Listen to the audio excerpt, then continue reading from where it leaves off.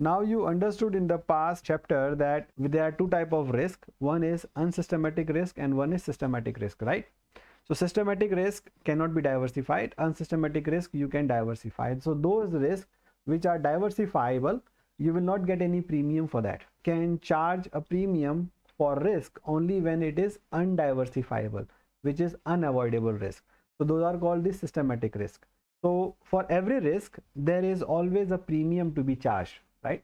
So investors always charge a premium on risk, systematic risk. So for example, any investor is going to invest in Myanmar, for example, let's say now, there are risks related to a particular company, there are risks related to a particular industry, and there are risks which are related to the overall economy. Investors cannot charge a premium for company specific risk because they can avoid it, right? They can manage the risk, but there are certain risks which are market risks, so they cannot avoid it. They have to accept it. If they are investing in that particular market, they would expect a slightly higher premium to manage the risk. What is the point if I get same return in a US Treasury and in Myanmar? When US Treasury, there is 100% security that I will get my money back, versus I invest into Myanmar and I don't get my money back at all, right? So there is a huge risk. So investors would like to get a slightly higher percentage of certain amount to invest into risky opportunities or risky projects.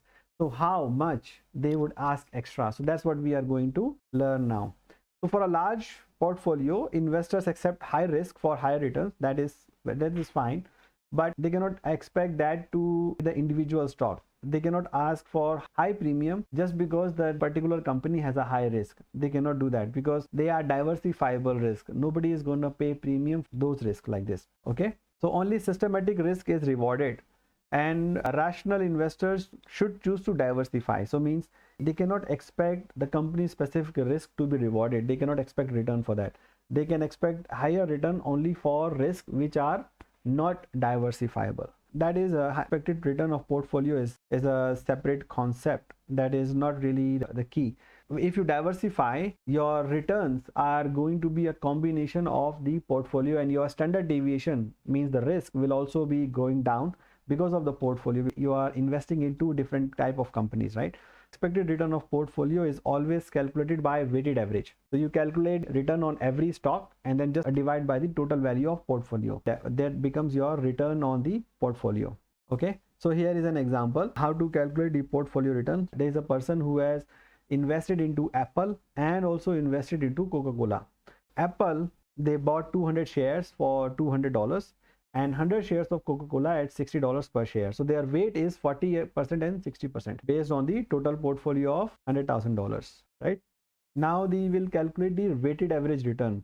So suppose your Apple stock rise to $240 and Coca-Cola falls to 57. Now what is the new value of the portfolio? So you can calculate that. New value of the portfolio will be 48 plus 57,000, which is 105,000. So you gain in one and you lose in one. Overall you gain $5,000. So if you want to calculate the returns, then you will calculate like this. So Apple was plus 20%, $40 over 200, price increased from 200 to 240, while the Coca-Cola dropped from 60 to 57. So they dropped by $3, that is 5%. Even though the individual stock there was a negative, but the overall return is still positive because of the portfolio approach. And the portfolio average return is 5%. How we determine that?